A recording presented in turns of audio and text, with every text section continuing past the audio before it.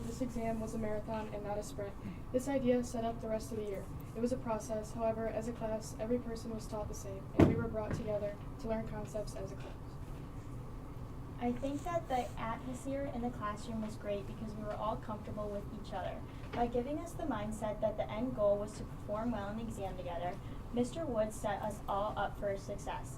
We all felt that we could go to each other with questions and ask for help if we were stuck. I remember at some point the entire class had just become so comfortable with each other it started to become my favorite class. No one was there attempting to judge or be the best. Everyone was there to learn and have a good time. The classroom always felt very personal and connected like a team. There was a lot of group work and working with our tables, and everyone was always included.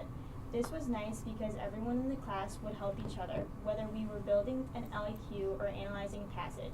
Our class atmosphere was awesome, and the teamwork was great help in succeeding in the AP exam. And to build off of that, so as we were reviewing, we meet during lunches probably a month and a half before the exam, and we'll review the content for the test. And every single one of these kids showed up every day for a month and a half and had lunch with me. Okay, not their friends, they came and they'd sit. Some of them brought some of their friends for lunch. But through the course, when we were doing that, I believe it was Natalie and Stacy said, can we get like team shirts for AP US History that we can all wear when we take the exam together? Because we've seen online that a lot of schools do that, and we think that would be a great idea. So we said, sure, and we did. And as you saw the picture at the beginning, when we took the test, we all wore the straight out of English. And it really did build a team atmosphere with the kids, and that's what we're going for. And so, like as I was talking about, the three writing parts that the kids have to do are the SAQ, the LEQ, and the DBQ. And so, when the kids take those and they want to do the rewrite, they just set up a time and come in and meet with me. It's usually before school or after school or during lunch, and we'll just walk them through. Okay, and it's a 7-point rubric and a 6-point rubric, and basically, here's why you didn't get this point, here's why you didn't get this point, here's what you would need to do to get that point. And then the kids rewrite it, and with the multiple choice, there's lots of different documents that they have to analyze. Some of them are historians' interpretations of historical events, some of them are charts, some of them are political cartoons, and so there's lots of different things that they have to be able to analyze, and again, that's a lot to take in at once, and so being able to go through, and it's not just one and done with those. You're gonna attempt it, we're gonna see where you succeed, but when you're not successful, we're also going to talk about why you weren't successful, what you need to do next time to do better on it with the test corrections. And here's just some of the kids' thoughts on test corrections. All right, students were asked to respond to this question about test corrections. Did you feel like being able to do test corrections and rewrites helped prepare you for the exam? And here's some of the students' responses. One of them was, yes, it did, because it allowed for extra practice on things I got wrong. So I was able to remember the correct answer since I was allowed to rewrite or correct it. Another student stated that rewrites were super beneficial to me because I understood what I had gotten wrong about information in certain long essay questions or short answer questions, and was able to learn from my errors and get it right back on track.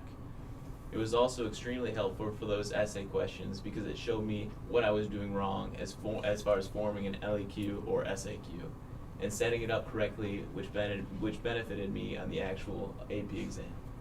The ability to do corrections helped me better understand the material as I was able to go back, look, and understand what I did wrong and learn the right answers. I did rewrites almost every single time I wrote an LEQ or DBQ because it was not embarrassing to do and significantly helped my score. Mr. Woods was great about telling me what I needed to do to fix my mistakes. Another student said, I was able to relearn things I may have struggled on and learn how to rewrite the essays near to perfection. In our last response, yes, being able to do test corrections and rewrites helped me understand the mistakes I made and helped prepare me for the AP test itself. And so all these kids bought in and worked at that, and I can attest every single test these kids were in, doing test corrections, putting the work in. So how they do compared to the rest of the world. So the global average for the score, and it's a 1 to 5 score. 5 is the highest that you can get. The global average for that exam was 3.23. Our average was 4.11.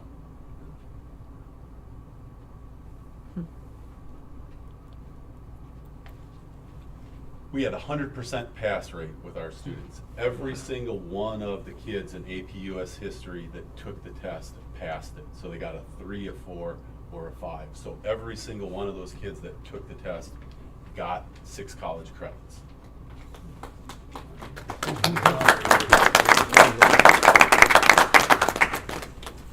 And that was out of 500,000 people almost. 491,193 kids took that exam. And if you look at how we scored, so the highest score that you can get is a 5. We had 5 5s, we had 11 4s, and we had 3 3s. And again, that's what happens. These kids bought into, this is what we're going to do to be successful on that test, and they put the time in and the work in for that, and I'm very, very proud of them. So thank you for your time.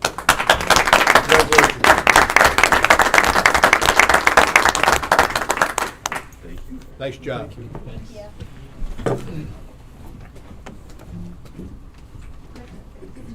As always.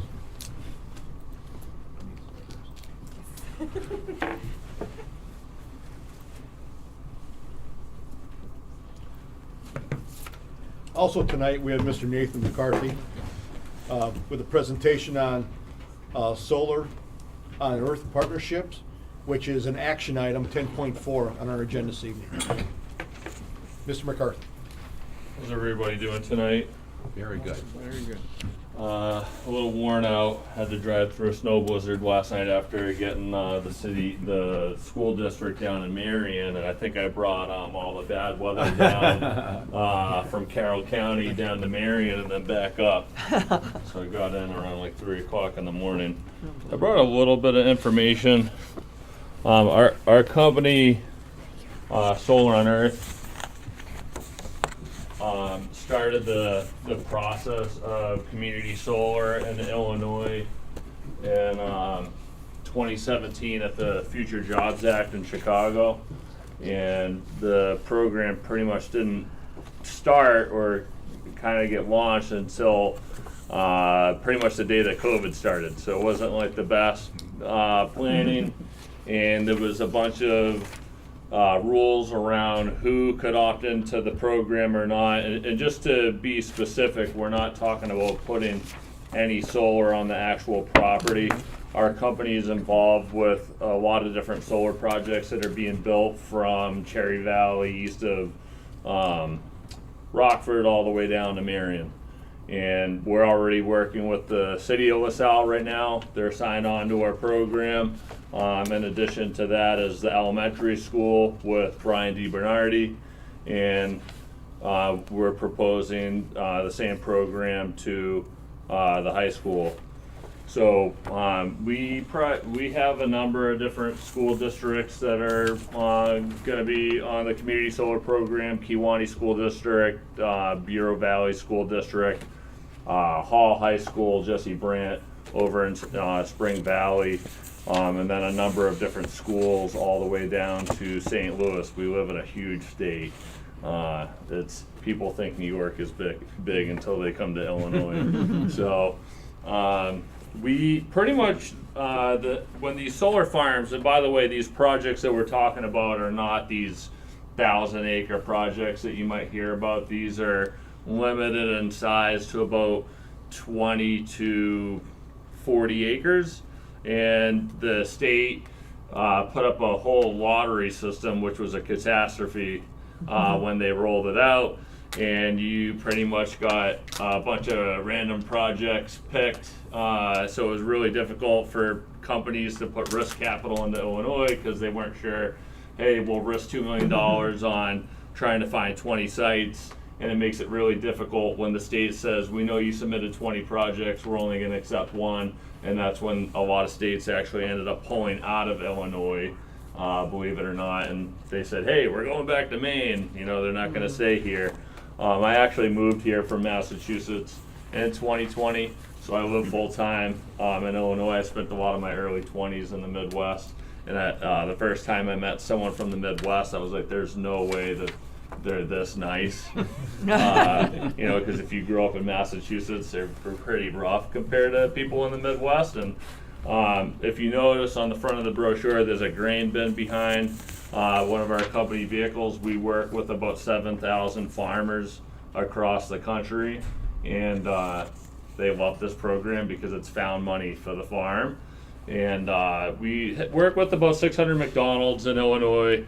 And pretty much the reason why we ended up working with a ton of municipalities and school districts is finance said, hey, Nate, you know, we love these McDonald's and Wendy's and Burger Kings. What else can we do? And I said, hey, why don't we start giving this out to municipalities, school districts, hospitals, and that's what we've been doing in Illinois. And it's especially with the different budget cuts I've been to a lot of different meetings, school districts, a lot of different budget cuts. This has found money. There's no out-of-pocket expenditure for the school district. Long story short, the city of LaSalle ended up getting a 20% discount, which we kind of ran out of, and I met with Mr. Robleski and a few other board members a couple months ago, and we had pretty much initially offered a 10% discount.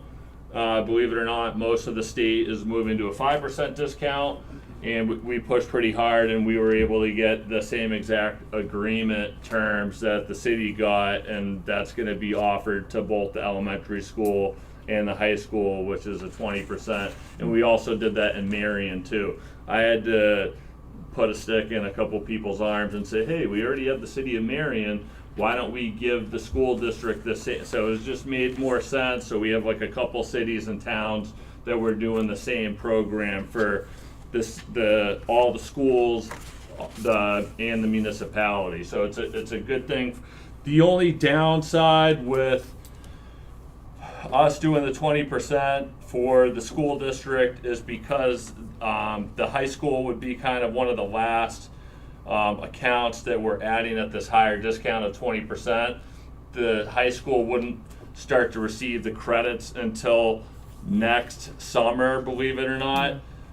I think it's totally worth the wait. Pretty much the high school would end up saving $11,500 per year, and then I'm able to pretty much maneuver a few other discounts onto the bill to get the savings to about $13,000 a year for the high school for found money.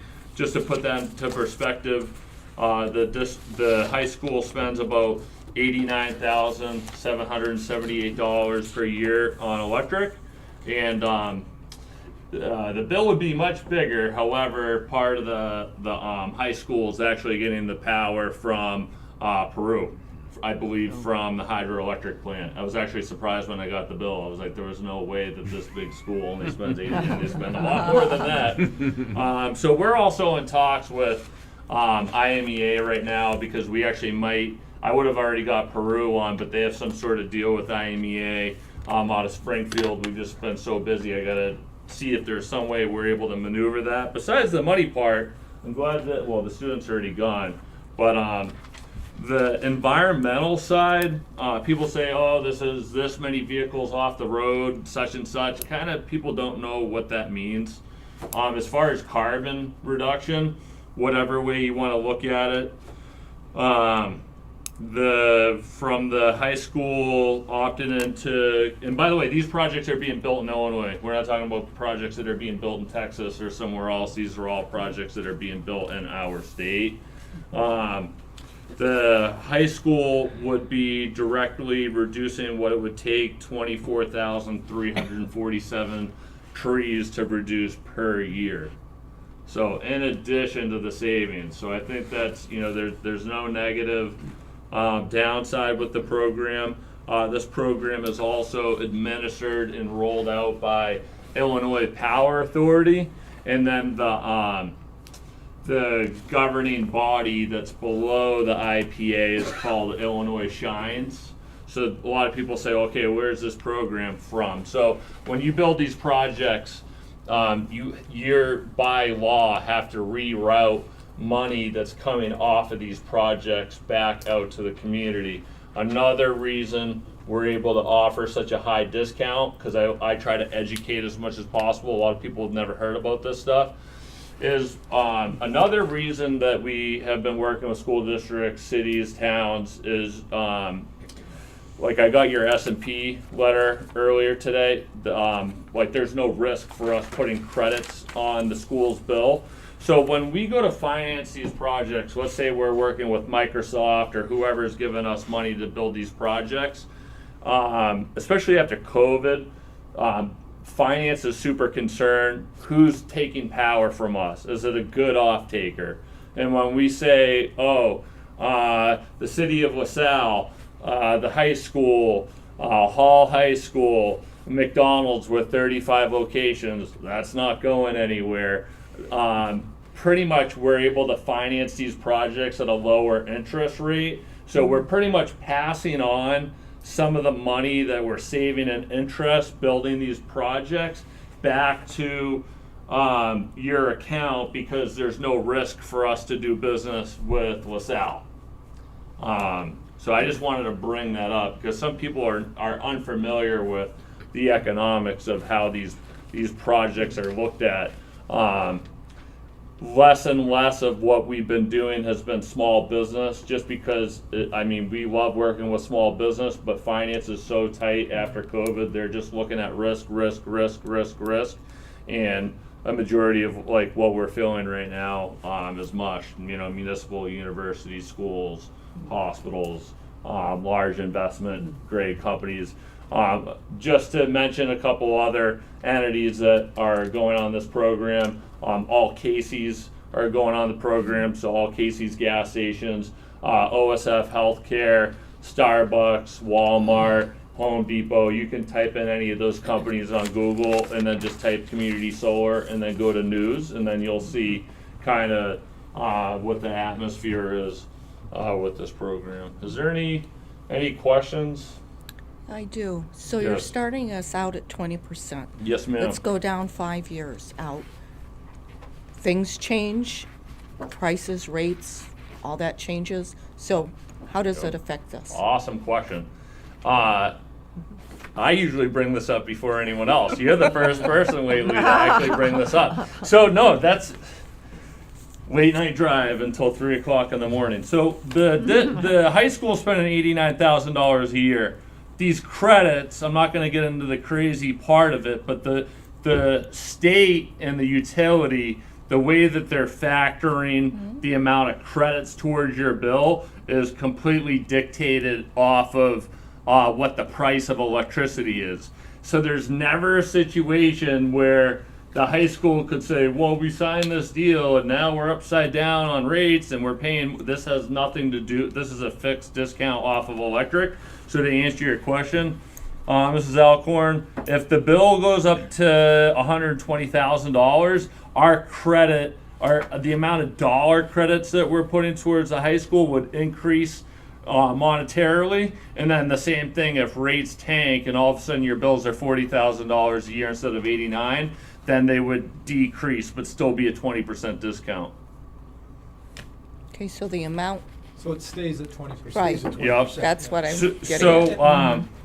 So like right now, in order to save you $11,511, I am going to add $2,000 through a different program, not 20%, but I don't want to make it too complicated. So we're going to put $57,500. There's a limit on how many credits we can give. That the state sets some rules. There's disclosure documents. Do those rules change then? Or do you No, anticipate? no, Okay. because This is a 20-year program that we're pretty, like, we don't know what kind of discount we'd be able to offer in year 21 because we have a 20-year contract with the utility and the state. So anyone who says they would know what's gonna happen year 21 that's not how it works. So we would put $57,000 worth of credits towards the $89,000 bill that we would be billing 20% less the $57,000 over the course of 12 months, saving the high school $11,511. So let's say that 89K, like I said, goes down to 49K, then that 57 would get reduced in relation to how much the high school is spending. Every year, if you guys have a third-party supplier that has no relevance off of this is just a fixed discount off of dollar spend rather than rate. There is some rate stuff behind the scenes between us and Ameren. The only thing that the high school sees is a dollar deduction off of the Ameren bill. So that dollar deduction gets deducted straight off of the high school bill, and then about 40 days later, we're mailing the high school bill for 20% less the dollar credit that we directly apply to the bill. Eventually what might happen, like other states have already done this, is they've gone to consolidated billing, where there might be one day our bill disappears and then you're just getting the credit on your bill every month without a second bill. So instead of us putting a credit of 57 grand on your bill over the course of 12 months, there might be a day where you just get the credit of $11,511 applied.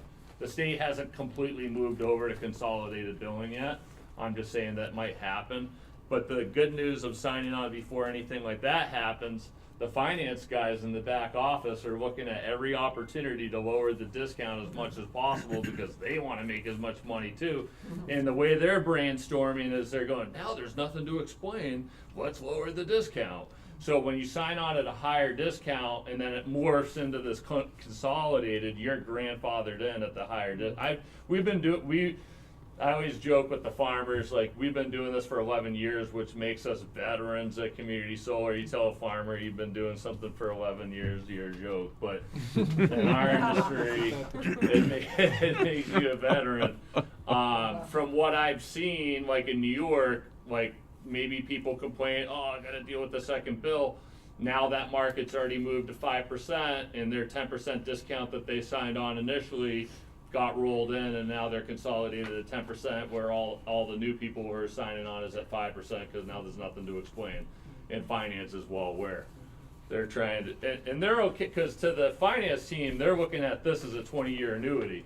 If they have to wait 90 more days to fill a solar farm because they lowered a discount, they're fine with that because they're looking at the 20-year. They're not looking at the fact that it's harder to sign customers up.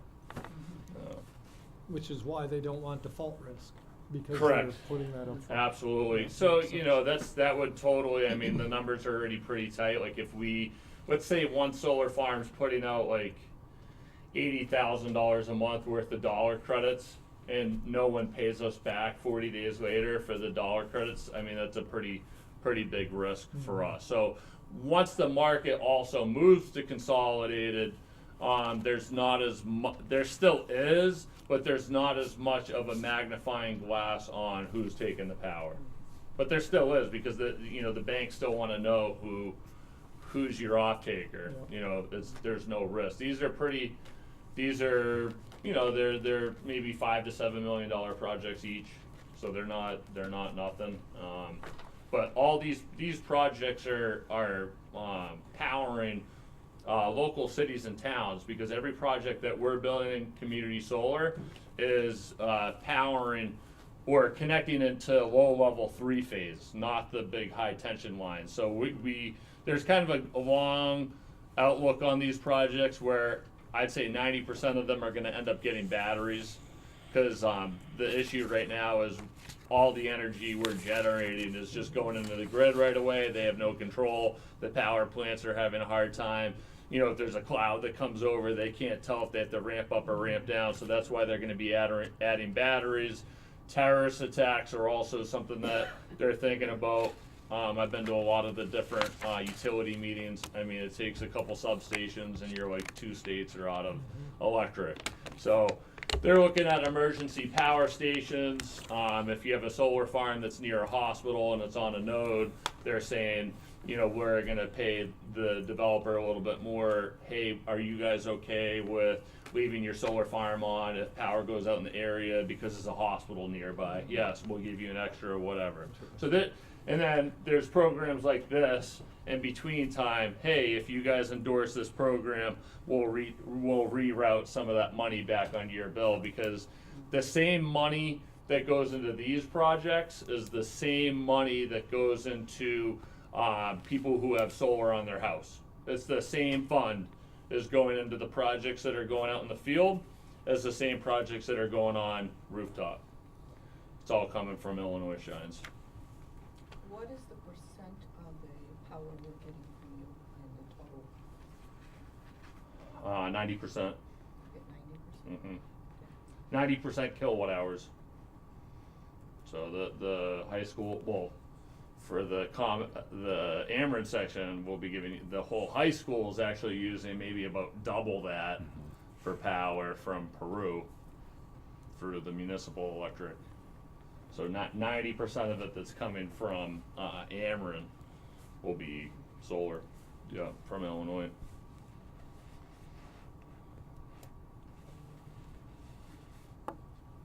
Our main building and Dolan building are Peru. All right, so that's why that breakup is. It's like this part of the bill is like 700,000 kilowatt hours, and I think the rest of the high school is about 2 million.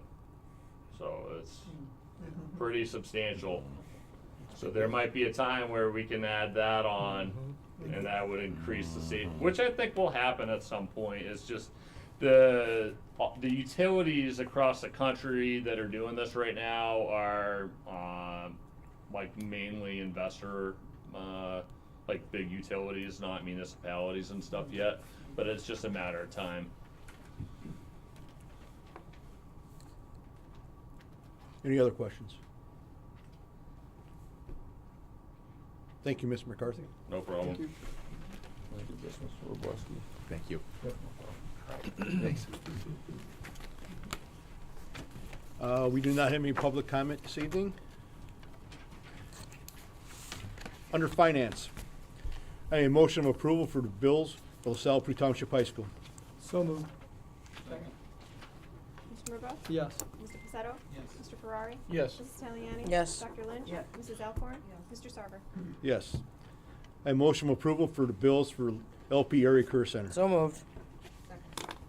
Mrs. Taliani? Yes. Mrs. Alcorn? Mr. Ferrari? Yes. Mr. Murbaugh? Yes. Dr. Lynch? Yes. Mr. Pacetto? Mr. Sarver? Yes. A motion of approval for the payroll report. So moved. Second. Mr. Murbaugh? Yes. Mr. Ferrari? Yes. Mrs. Taliani? Yes. Dr. Lynch? Yes. Mrs. Alcorn? Yes. Mr. Pacetto? Yes. Mr. Sarver? Yes. I need a motion of approval of the financial records as presented. So moved. Mr. Murbaugh? Yes. Mrs. Alcorn? Yes. Mr. Ferrari? Yes. Mrs. Taliani? Yes. Dr. Lynch? Yes. Mr. Pacetto? Yes. Mr. Sarver? Yes. Under correspondence, we have a thank you letter from Mr. Cheryl DePape for the Board of Education's donation to the LP Educational Foundation in memory of Mr. Francis Scoma, the father-in-law of Mrs. Jennifer Scoma, and grandfather of Mr. August Wilkie, and Marjorie Ann Vincent, who is the mother of Mrs. Kathy Przinski. Under TIF reimbursements, the Village of Tonica, $9,660.36, and the City of LaSalle, $8,668.56 for a total TIF reimbursement of $18,328.92. Committee reports. Building and Grounds Committee, Mr. Ferrari. Building and Grounds Committee met on Monday, February 10th. We had a discussion regarding the solar project which we just heard from the gentleman about. And that is an action item on tonight's agenda under 10.4 to approve a partnership agreement with Solar on Earth. We also discussed that meetings were coming up regarding the agriculture building construction design team. Their first meeting was scheduled yesterday, and I'm sure Mr. Superintendent Wroblewski, excuse me, will talk about that. There were 20 people registered in advance to attend that particular meeting. We're also got an update regarding the ISB approval of health, life, safety amendments that are coming up. They were waiting on the 10-year HLS survey to be completed. That was contained within the packets which we all received prior to this meeting, and that is an action item under 10.2 on tonight's agenda. Current projects updates. Demolition has begun on the kitchen freezer cooler replacement. We're waiting for new equipment to arrive to be installed by John Service and Sales. Still waiting on the new motors to be delivered for installation for the north bleachers. Still waiting on the phone installation to be completed for the Dolan building elevator before that project can be finally signed off on. Phase 1 of the dishwasher room remodeling for the Sip and Savor was started by Teeman Builders, and they'll be completing that work over spring break. The kitchen Ansel system, that's the fire suppression system contained in the cafeteria kitchen. New fire inspection firm noticed that there was some additions needed to be made to that system, and that has been, or is being taken care of. This is a system that if there should be a large-scale fire, it sprays a white powder to suppress the fire. All commercial kitchens are required to have one. I know for a fact that we have a similar system in the kitchen over at the Elks Lodge in Oglesby. So that is being updated. And that covers everything that we discussed at that meeting on the 10th. Does anyone have any questions? Thank you, Mr. Ferrari. Finance report, Mr. Murbaugh. Yeah, we met on Tuesday, February 11th. We are 58.3% through the year. We've received 82.02% of revenue. There is some transportation funds delayed, special ed transportation funds that were due and will be coming. That's why that number is a little less than historical. And we've expended 70.83%. And this is a little higher than that 58.3% due to working cash transfers to the building fund due to stadium projects. We also discussed the Solar on Earth partnership recommendation and also recommend approval of that. We discussed the insurance update, and the preliminary estimate is about a 10% increase to the insurance. And I think that's ongoing. That was preliminary, but not final yet. And then we discussed the Series 2025 bond update. We got our ratings, which was AA-, which is the 4th highest rating. We talked about that the next day after the meeting was the health occupations renovation bid opening, and that was completed. And other stuff that was just kind of brought up, it was mentioned that Peter Korjit's resigning as treasurer, and so we're going to be dealing with that. And then one action item, 10.3, was the approval of the Gear Up program, which is a Fed funds grant to partner with schools for work-based learning. It's, I believe, Dr. Wroblewski, if I'm incorrect, this is my notes, $25,000 a year to LPHS for 7 years? For 7 years. Yeah, that's pretty significant. Yep. So, and that's it. Okay, are there any questions? Thank you, Mr. Murbaugh. Administrative reports. Superintendent's report, Dr. Wroblewski. Thank you, Mr. Sarver. A couple things to report on. I want to start first with Mr. Ferrari kind of foreshadowed it for the ag building meeting. We had our first design team meeting last night. We ended up having about 11 people that were able to make last night's meeting. We met for about an hour and a half. It was a really great first meeting. We set the target was don't be constrained by cost because it's brainstorming right now. We want to get all the ideas that we feel are going to be critical to us. Then we'll begin to kind of narrow that down. So we have another meeting scheduled on March 4th.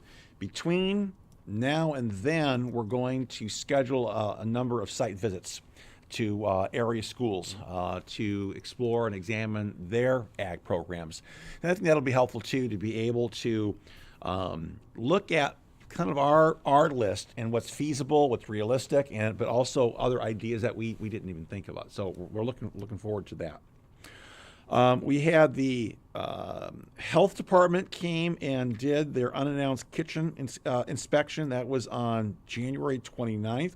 We had no violations on that, so we received perfect marks for that. So I just want to commend our cafeteria staff for the work that they do to ensure that we're in full compliance. We received a FOIA request from between this meeting and the last meeting. It was a request for any emails or correspondence that included the words Lucy Calkins in units of study. We complied with that request in the time allocated by the Attorney General's office. I want to follow up one thing on the Series 2025. We're still waiting for the Health Life Safety Amendment for the main building to be approved. And so, if you recall, part of the sale of the bonds that the board approved is contingent on getting all of the ISB amendments approved. So we're kind of still in a holding pattern. We also have the 10-year survey that has to get approved tonight as well. And so I've been consulting with Mr. Vizzetti about the timeline that we initially established. We wanted to have the bonds sold by the end of February with the intention of having them roll out onto the tax rolls for next year's for first payment. We're recommending that we don't worry at this point about trying to meet that, because one is Mr. Vizzetti feels that by having a little more time, he'll be able to do more for negotiating and looking at rates that would get us a better interest rates than if we tried to try to get all those bonds sold within potentially maybe 4 or 5 days. The other thing too, from a tax rate, next year the intention was to pay $90,000 of the $7.5 million in the first year of payment. That represents just a little over 1 penny on the tax rates. So it's really a non-impact. And so Mr. Vizzetti's recommendation was we'll get a better deal by waiting and taking the time to be able to sell the bonds than to try to consolidate that in a narrow window of time. There's no action item on this because it's just a function of timing, as we reported earlier. But I wanted to make sure the board was aware that would be what we're going to be expecting, is that so the bonds will get sold, but the repayment will actually begin in the 26-27 school year and not next year. And we could then, at least next year, could potentially even look at a 1 penny drop, in our tax rate further. The last item is in relation to item 10.6 in your packet, and that is in relation to the notification that we received from the Attorney General's office to a FOIA request that went back to, initiated on February 6, 2022. That was an emergency meeting that we had scheduled in the auditorium. If you recall, that was it was very chaotic at that time period. That was where an attorney from Southern Illinois had been suing school districts around the states regarding the mask mandate. And if you recall, that was as we were kind of getting closer to the end, and it was more heated. It became much more contentious in terms of folks that were advocating that the mask mandate was unconstitutional, and we are in the position as a government body to balance, adhering to IDPH guidelines, our insurance guidelines, and recommendations from our attorney. And so I'll get to the long story short of the FOIA request, and then I know Mr. Sarver and Mr. Zukowski and I can kind of talk more about the direction we've received from the Attorney General's office. There was a FOIA request issued for our closed session minutes from that meeting, which we denied, and then there was appeal to the Attorney General's office. We received notification. The reason, the issue at hand was our reason for going into closed, because at the time, schools around us were being named in the lawsuit. And so there was a concern that there potentially could be imminent or pending litigation against us. And so we went into closed. And the Attorney General's office, I guess almost 3 years later, as we've gotten the response back, indicated that there's about 27 minutes on the tape that was deemed we should not have discussed that in closed session. So that's kind of the setup, in terms of where we're at. I don't know if Mr. Sarver, do you want to jump in on this? The basis of we went into closed session was about the pending litigation, and how it was viewed upon was how it is viewed now 3 years later, not at the time when we went into closed session, which was a totally different circumstance. So there are some items that probably should not have been, but there are some items that were probably covered at that time. Mm-hmm. So we just want to be, very upfront, and we will have those 27 minutes open if anyone would like to come in and listen to them in the main office. And that's an action item tonight, to put that in, because we want to be, very upfront, and we have nothing to hide. I mean, and everything we did in that meeting was the best interest of the stakeholders and taxpayers of LaSalle-Peru Township High School. And that, from my standpoint, that's what we're here for, to make sure that we go in the right direction for our shareholders and our taxpayers. Yep. So part of what is embedded in the action item as far as the release is that we've crafted a press release as well, and you have a copy of that at your station as well. I want to give a lot of credit to Mr. Baker for kind of crafting that, and then for Mr. Zukowski for kind of reviewing that for us, because we just want to make sure that for anyone who is interested, in understanding that, we want to be sure that we've provided the facts, as we understand the facts to be.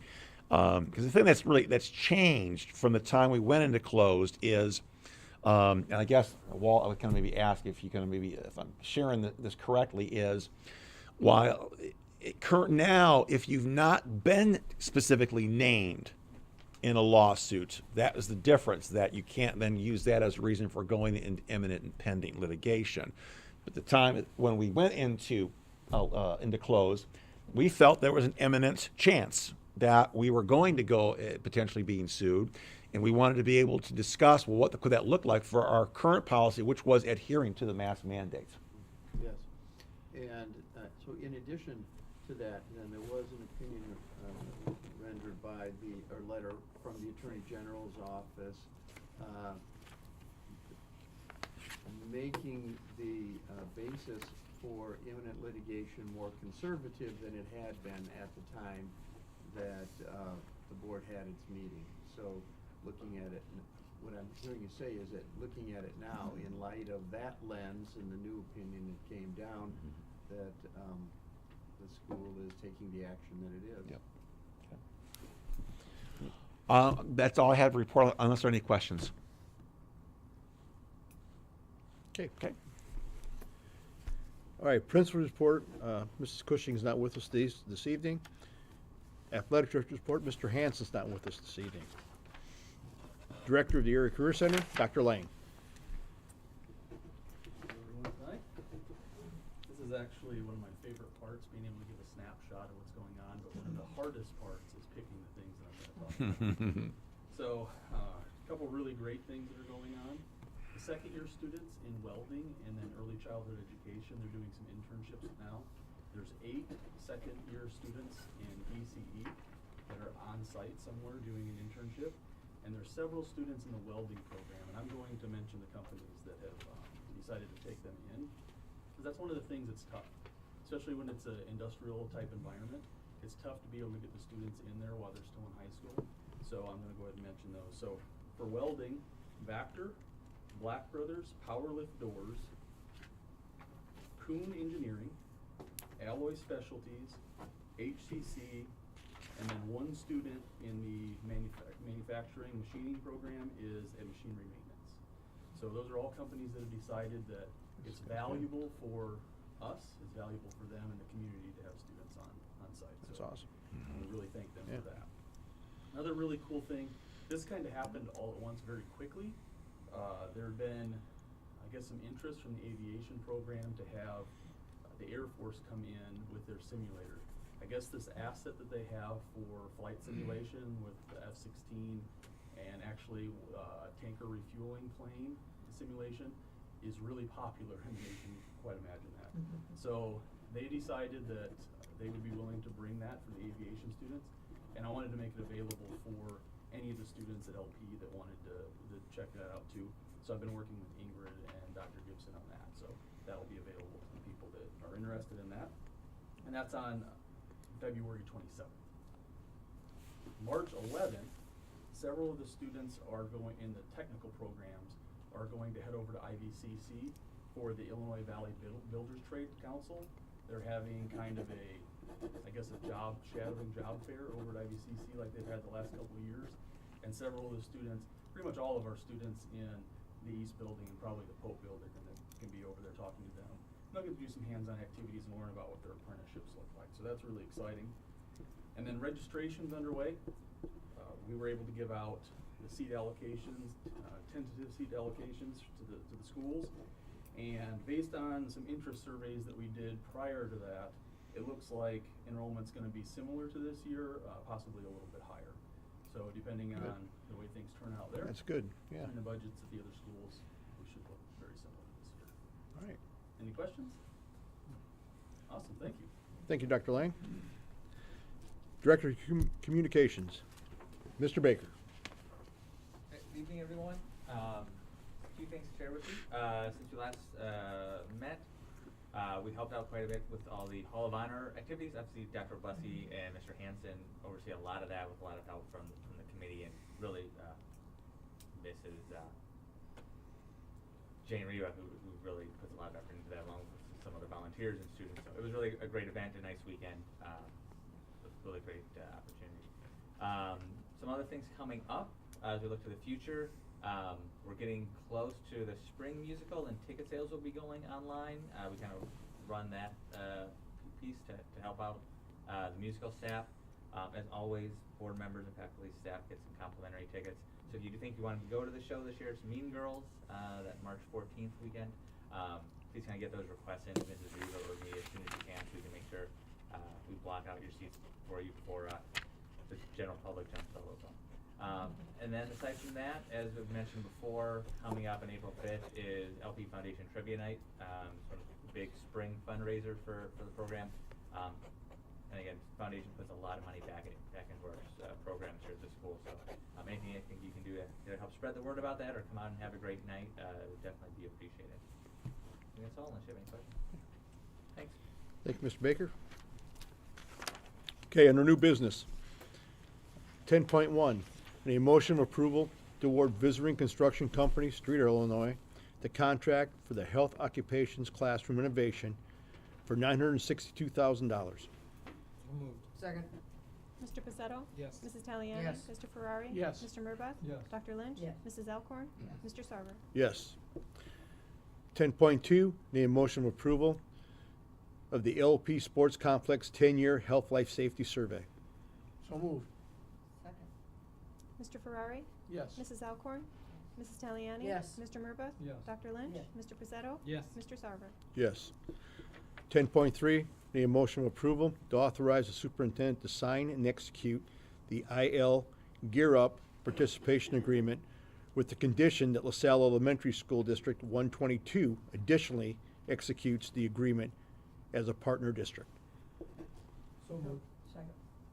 Mr. Murbaugh? Yes. Dr. Lynch? Yes. Mr. Ferrari? Yes. Mrs. Taliani? Yes. Mrs. Alcorn? Mr. Pacetto? Yes. Mr. Sarver? Yes. 10.4, need a motion of approval to execute the Solar on Earth Partnership Agreement. So moved. Second.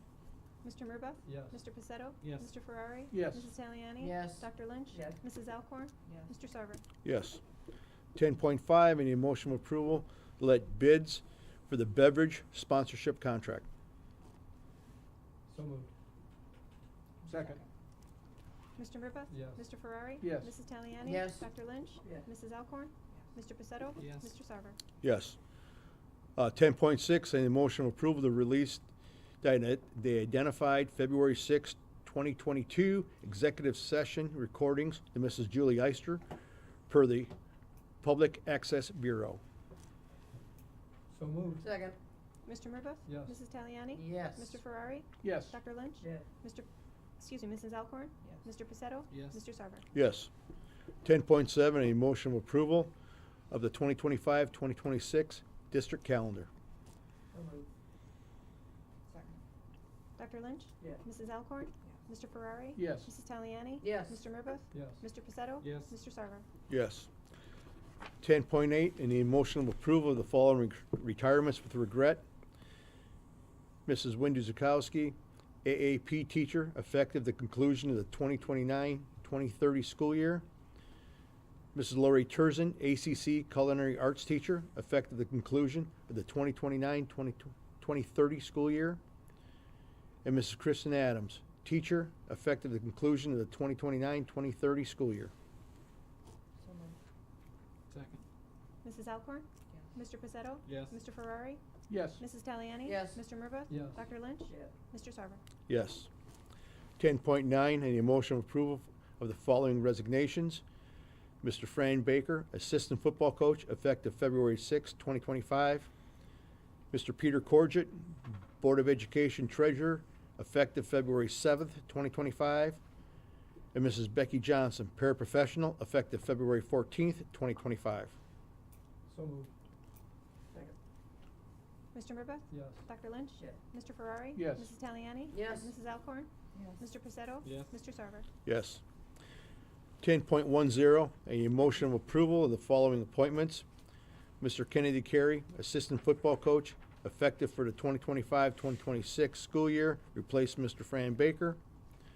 Mr. Patrick Carney, assistant football coach, effective for the 2025-2026 school year, replaces Mr. J.J. Raffleson, who split the stipend with Mr. Jack Murtis.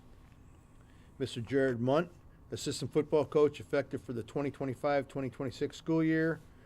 He replaces Mr. Joe Guskuski. Mr. Matthew Lambert, assistant football coach, effective for the 2025-2026 school year. Replace Mr. Pat Carney. And Mr. Joe Guskuski, assistant football coach, effective for the 2025-2026 school year. Replaces J.J. Raffleson, who had a split stipend with Mr. Jack Murtis. So moved. Second. Mr. Ferrari? Yes. Mr. Murbaugh? Yes. Mrs. Taliani? Yes. Dr. Lynch? Yes. Mrs. Alcorn? Yes. Mr. Pacetto? Yes. Mr. Sarver? Yes. I need a motion to go into executive closed session for the purpose of A, discussion of the minutes of the meetings lawfully closed under the Opens Meeting Act, whether for the purpose of approval by the body of the minutes or a semi-annual review of the minutes. B, appointment, employment, compensation, discipline, performance, or dismissal of a specific employee. C, collective negotiating matters between the public body and its employees or their representatives, or deliberation concerning salary schedules for one or more classes of employees. And D, imminent pending litigation with open session, possible action items to follow. So moved. Second. Mrs. Alcorn? Mrs. Taliani? Yes. Mr. Ferrari? Yes. Mr. Murbaugh? Yes. Dr. Lynch? Yes. Mr. Pacetto? Mr. Sarver? Yes.